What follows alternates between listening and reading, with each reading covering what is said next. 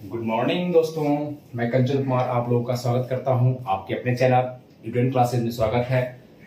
आज का वीडियो आपका संगम काल का है। देख रहे होंगे संगम काल। संगम काल का 2 वीडियो पहले मैं बना चुका हूं।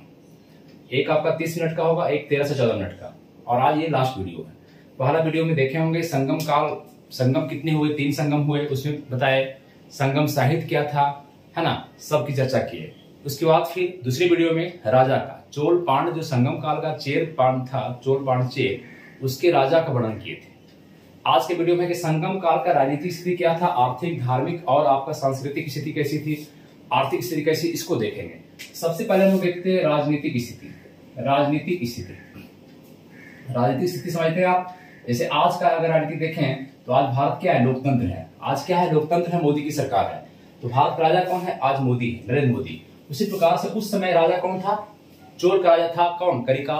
पांड्य का राजा कौन था, सेनगुप्त नेदुनझेलियन। चेर का राजा कौन था, सेनगुप्तवन। तो उन लोग का कैसा पॉलिसी था, कैसी राजनीति थी, इसको हम लोग देखने का प्रयास करते हैं। देखिए राजा जो था उसमें, उस समय का राजा राजतंत्र था, राजतंत्रात्मक व्यवस्था था। राजतंत्रात्मक तो राजा का तंत्र चलता था, राजा का जादू चलता था। राजा ही सर्वश्रेष्ठ था, निरंकुश राजा था। राजा जो था सब सर्वोपरि था। राजा क्या था, सर्वोपरि था।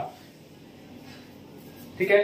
उस राजा के नीचे, राजा जो राजा बनता था तो राजा के नीचे आपका उसमें वर्चस्व था। तो किसान लोगों का, जो आपके शक्तिशाली किसान थे, जिसके पास ज्यादा खेती था, उसको कहता था बेल्लाव। कृषक को कहा जाता था बेल्लाव। बेल्लाव ये कृषक वर्ग थे, कृषक वर्ग, धनी कृषक वर्ग कह सकते हैं आप, धनी कृषक वर्ग, बेल्लाव। और एक आपका था वर्चस्व, इसका था बेगिनर का, बेगिनर। बेगिनर व्यापारी वर्ग थे। कौन थे, व्यापारी वर्ग। ठीक है, इसको देखेंगे। और आपको सेना जो था एनआरडी कहा जाता था। सेनापति को, सेना के सैनिकों के जो सेनापति थे उनको आपको एनआरडी कहा जाता था। एनआरडी, एनआरडी, है ना। ये आपका राजनीतिक स्थिति में आप ध्यान देंगे इस चीज को। वर्चस्व किसका था, प्रणाली कैसी थी, राजतंत्रात्मक। राजा क्या था, सर्वोपरि था। कृषक वर्ग को क्या कहते थे, बेल्लाव। इसको व्यापारी क्या कहते थे, बेगिनर। और सेनापति को क्या कहते थे, एनआरडी। ऐसी स्थिति थी वहां।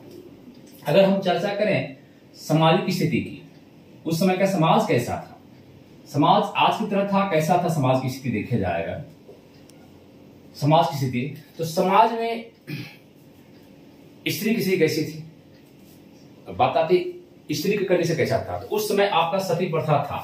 इसका मतलब है सती प्रथा का प्रचलन था। इसका मतलब है संगम काल में नारी की स्थिति अच्छी नहीं थी होगी। क्लियर है इससे। समाज में आप देखेंगे कि दास प्रथा की थी, दास प्रणाली थी, दास प्रथा भी था। संगम काल में दास प्रथा भी था। इसका मतलब दास रखने की सिस्टम भी थी वहां पे। तो समाज में दासों की कंडीशन खराब थी, स्त्रियों की स्थिति खराब थी।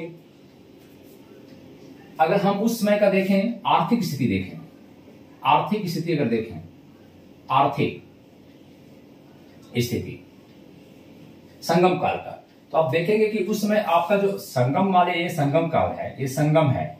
यहां पर चोल राजा है। कौन है, चोल। यहां पर कौन है, पांड्य। और यहां पर कौन है, केरल में चेर। तो इसका व्यापार जो था आपका रोम से होता था। इन लोगों का व्यापार, चेर का, चोल का व्यापार जो है आपका रोम से होता था। रोम से सबसे बड़ा जो आपका सूती वस्त्र का उद्योग था, सबसे बड़ा है कि ये लोग व्यापार करते थे क्या चीज का, आयात और निर्यात। निर्यात की बात होती है, बाहर भेजने की बात होती है। हमारा इसमें चोल पांड्य चेर जो निर्यात करता था, दूसरे देश में सामान भेजता था, उसमें आपका सबसे फेमस था काली मिर्च। काली मिर्च, काली मिर्च को भेजता था। कपास, सूती वस्त्र, सूती वस्त्र, ये सब आपको निर्यात करता था। निर्यात की वस्तु थी। और मंगाने के काम क्या करता था, मंगाने, इसके बदले में कहा जाता है कि इसके बदले में ये आप सूती भेजता था और वहां से सोना मंगाता था, सोना लेता था, सोना, मलमल, ये सब सामान मंगाता था। और व्यापार का, सूती वस्त्र का सबसे बड़ा उद्योग जो था, सबसे बड़ा जो क्षेत्र था, उरियेउर था। जो आपको बताए हैं उरियेउर, ये उरियेउर जो था राजधानी था कहाँ का, चोल का राजधानी उरियेउर। तो पूछेगा क्वेश्चन आपसे, सूती वस्त्र का सबसे बड़ा उद्योग कौन था? तो चोल का आपका रेऊ था। व्यापार ज्यादा किससे होता था? रोम से होता था। इस बातों को ध्यान रखेंगे। आर्थिक स्थिति में आप ध्यान रखेंगे, व्यापार आधारित क्या चीज पर था? कृषि पर, कृषि पर, व्यापार पर, व्यापार वाणिज्य पर आधारित था, व्यापार वाणिज्य पर आधारित था कृषि। इस समय आपको देखते बताए थे कि कावेरी डेल्टा, ये डेल्टा क्षेत्र जो कावेरी डेल्टा था, कावेरी डेल्टा क्षेत्र, ये क्षेत्र बहुत उपजाऊ क्षेत्र था। कहा जाता है, बताया इस कारण एक हाथी बैठने पर जितना अनाज बर्बाद होता था उसे 7 आदमी खाना खा सकता था। तो ये आपका कावेरी डेल्टा का क्षेत्र हो गया। तो उपजाऊ भी था, कृषि भी था, व्यापार भी था, रोम के साथ व्यापार चल रहा था। तो संगम काल अपने आप में एक महत्वपूर्ण काल बन जाता है। हर कंडीशन देखा जाए तो संगम काल आपका एक अच्छी स्थिति में थी। ठीक है, तो समाज देखे आप, धर्म, आर्थिक स्थिति देखे, राजनीतिक स्थिति देखे। अब थोड़ा सा देख लें हम लोग क्या, इसको धर्म को देख लें, इसमें धार्मिक स्थिति कैसी थी? संगम काल में धार्मिक स्थिति कैसी थी?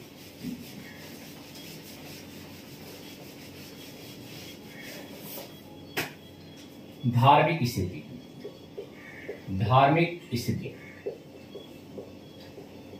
देखिए, संगम काल आपका दक्षिण भारत में है, शुद्ध दक्षिण भारत में। तो संगम काल में इसमें वैदिक जो धर्म चल रहा था, ऊपर में चला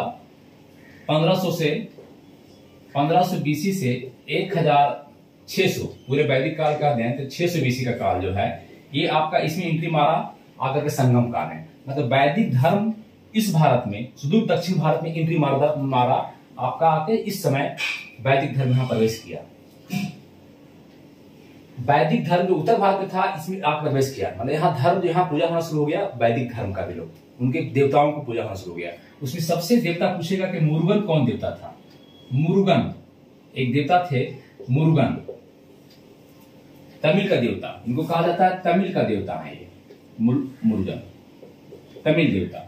तो मुरुगन आपका आज उस समय इनका नाम था स्कंद कहा जा सकते हैं, या कह सकते हैं हिंदू देवता कार्तिकेय का नाम है, कार्तिकेय का नाम है, कार्तिकेय, इन्हीं का नाम आपका पड़ता है, मुरुगन कहा जाता है।